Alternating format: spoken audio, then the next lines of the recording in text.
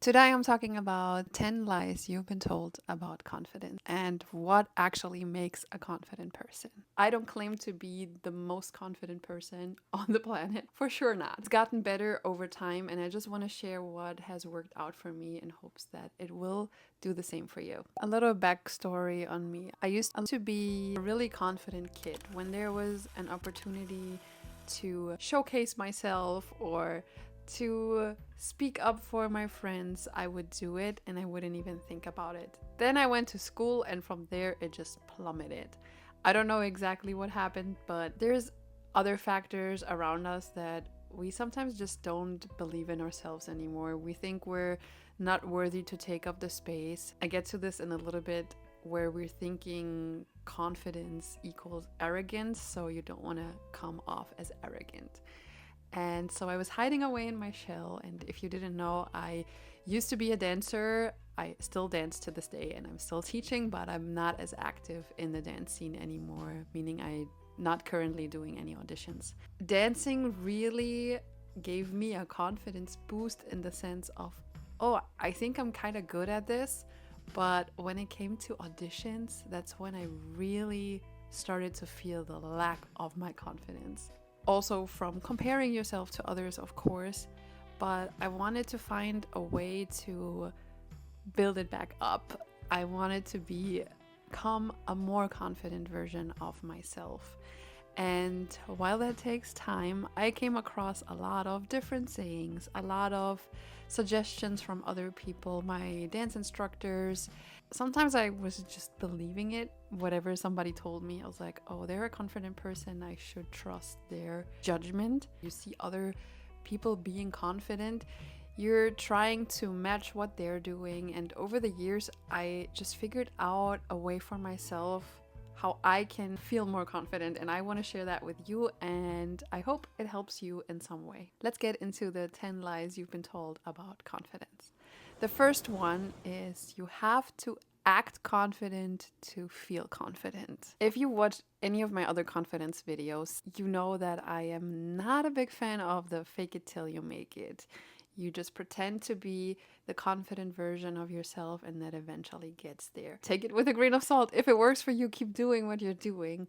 I felt I was being fake. I was putting on a mask. I was not the real Miri. You have to do something. I'm not talking about pretending, but in order to get better at something, you have to get the experience. And I love the quote by Alex Hermosi. Confidence comes from evidence. You need to find evidence. The evidence is that you've put in the work. You've done it a couple of times. Don't be so hard on yourself when you're doing something for the first time. You can compare that to learning a new skill.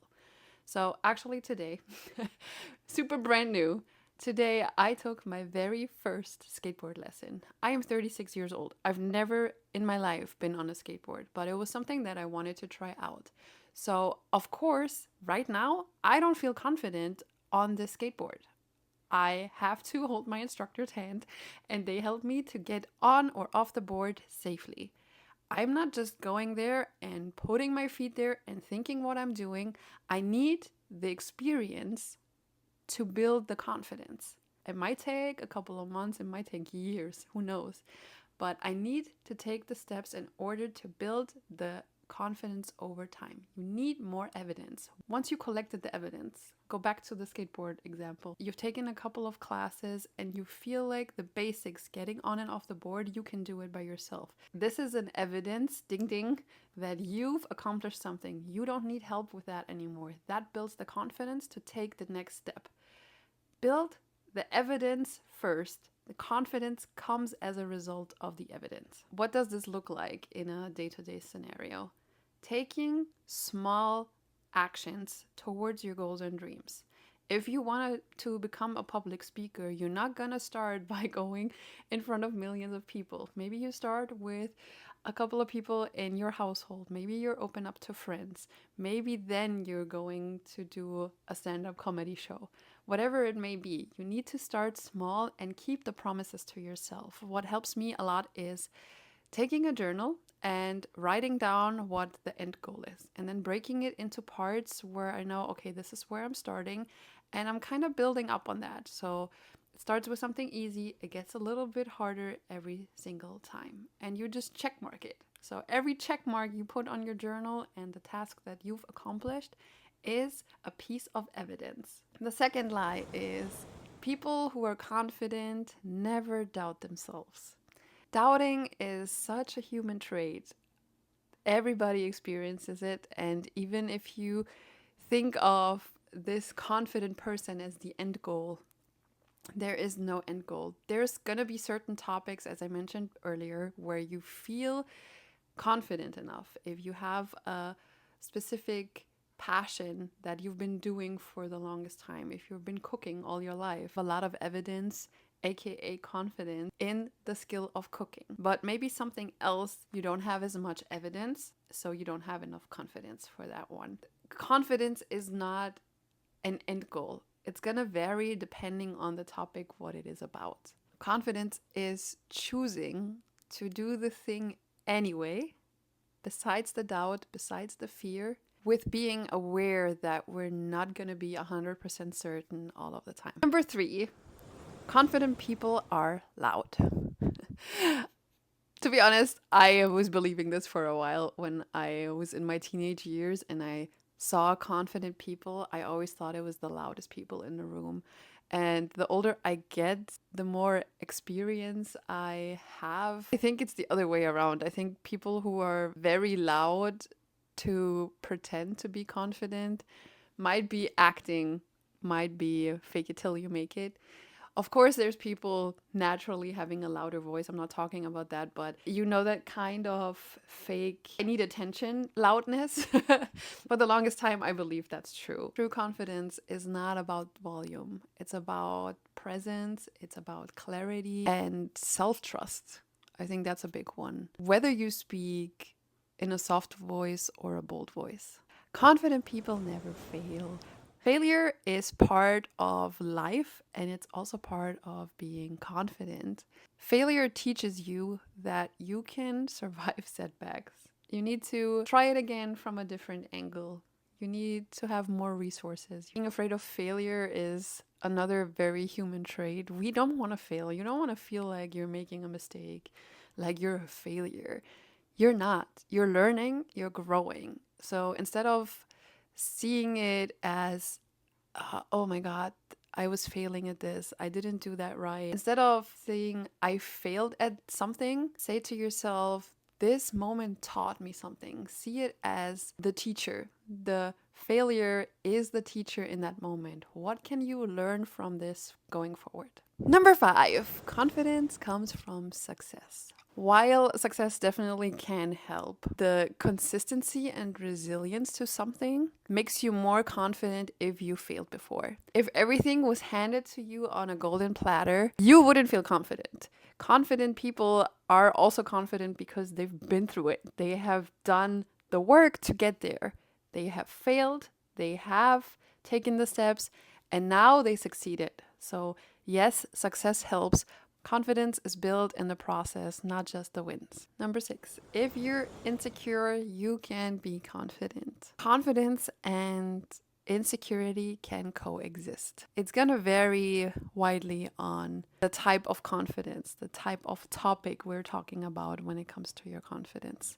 I think the word I'm looking for is courage, and choosing to show courage over and over again. It feels so uncomfortable to step out of your comfort zone and do something new, something you feel insecure about. But insecurity and confidence can coexist. Choosing courage in spite of fear is what's going to build confidence over time. I touched on this in the beginning.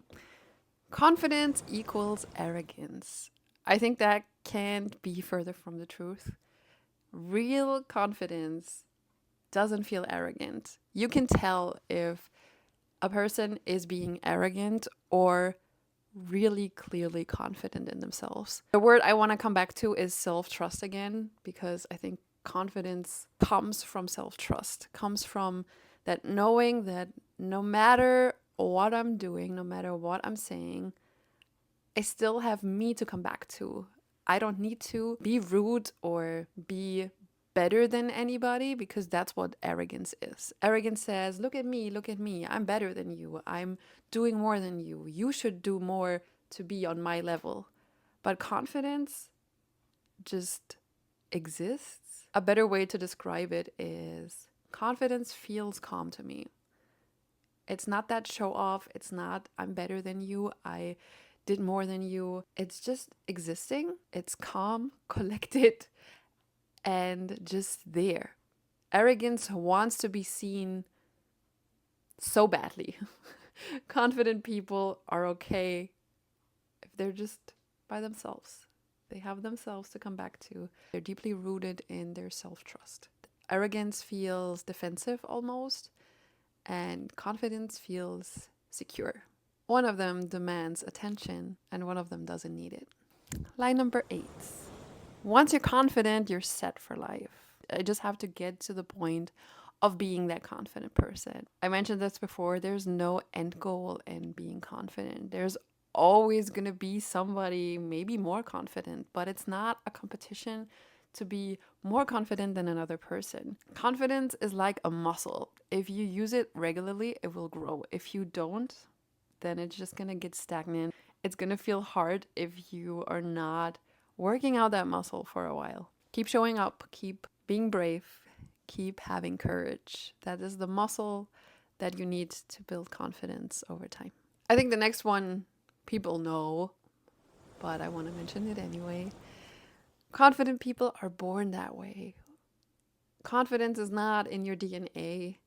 It's about the habits. It's about how you show up in the world, how you are willing to learn and use that muscle to build up on something. It's more about the effort you're making instead of inheritance. And last but not least, confidence means you're comfortable all the time. It's the ability to act despite whatever fear we're having, whatever comes our way. Growth, no matter what topic, personal growth will feel unfamiliar. I have a whole video about the familiar zone, aka comfort zone, and why you should choose to step outside of it. If you want to learn more about it, go watch that next. Go and be your favorite self. I will see you soon.